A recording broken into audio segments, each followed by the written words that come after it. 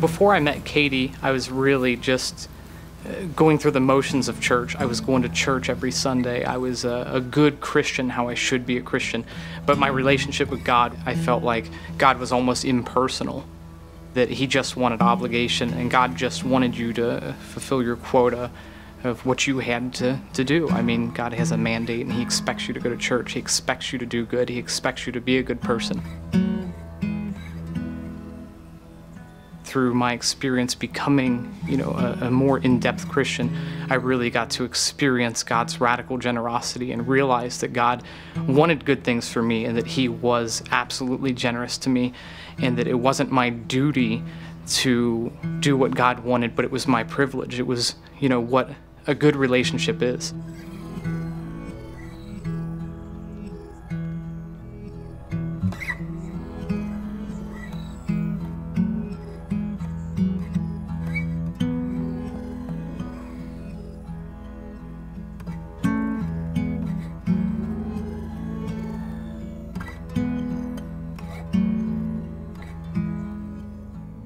I really feel like I embraced my Christianity when I was about to get married and when I met my wife's family, and seeing how they reacted towards their son Tony, and how they fully embraced him as part of their own family, even though he wasn't biologically from their family.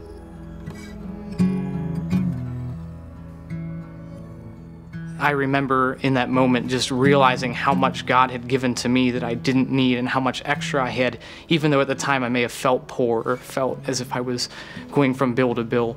But that actually genuinely created a good relationship between God and I, where I felt like God didn't need my stuff, but God did want me and wanted my heart to change.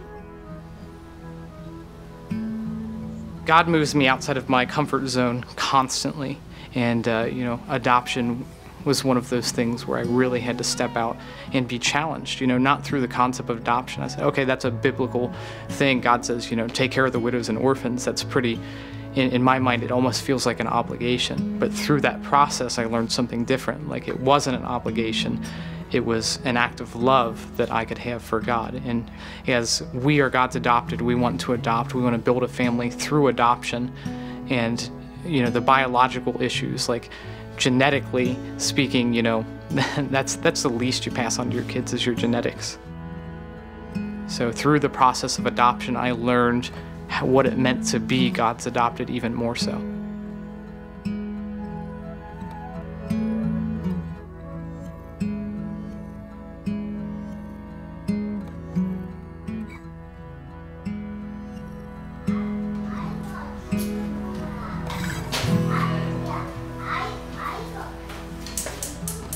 One of the most vivid memories of my life, weeks of my life, is when I had to decide to actually adopt. We were licensed through Hamilton County to get a kid, and we got a call for a healthy baby girl. Katie and I were both super excited, and we're like, man, this is our first call. We're gonna have our first baby. So I actually left work early to get home so we could call the county back in time and say, hey, hook us up with this baby girl. And the county had said, oh no, she's already been placed.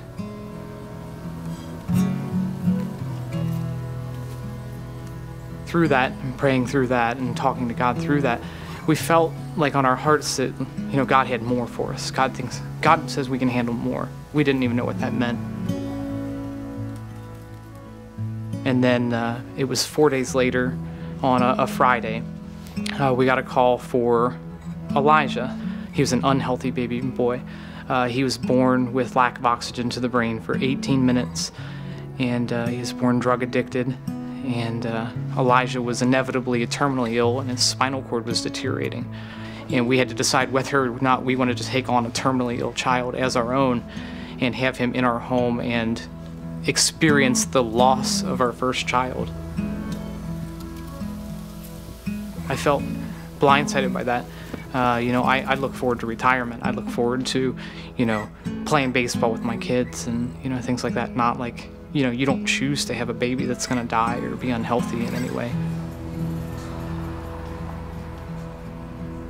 Through all that, I was praying at a weekend service I was going to, and I felt like God tell me, I'll heal your son, so I'll heal your boy. And so that was it.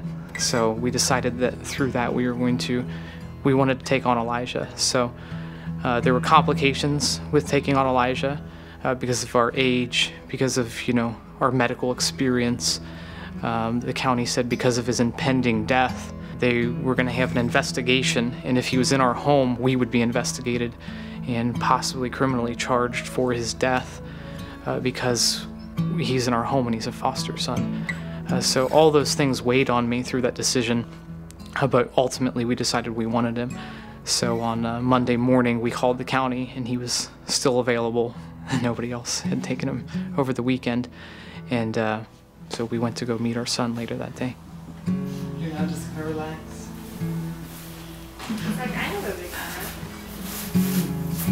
Just relax. Our biggest thing that we could do for him is pray for him and care for him and love him. And we said, hey, look, if this boy's only going to be here for 2 weeks to a month, we're going to love him more than any person has ever loved a human. And we're just going to hold him constantly, and we're going to take care of him. And he's going to have the best 2 weeks of his life. I specifically remember praying for him one night. We had measured his head the night before, and we laid our hands on him. We were praying for his head, and his skull actually popped. His skull came apart, and his head grew 6 centimeters within 1 day. So his growth chart hopped on the scale.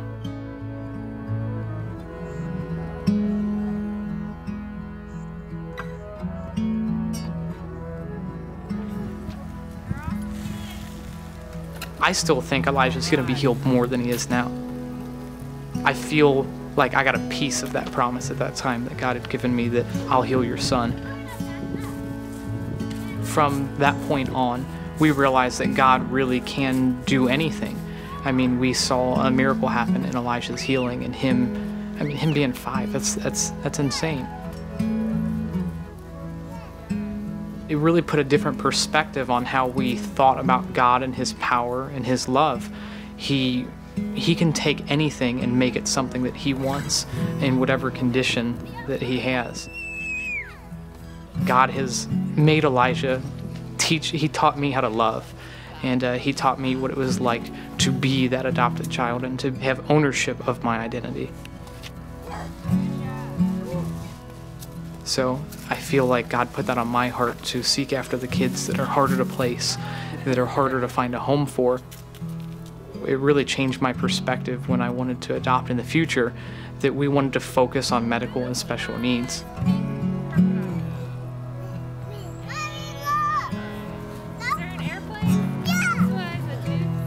I'm just trying to do what my father's doing. Really, I just try to mimic what I've seen God do for me, done for Elijah, done for my wife. Completely changed me.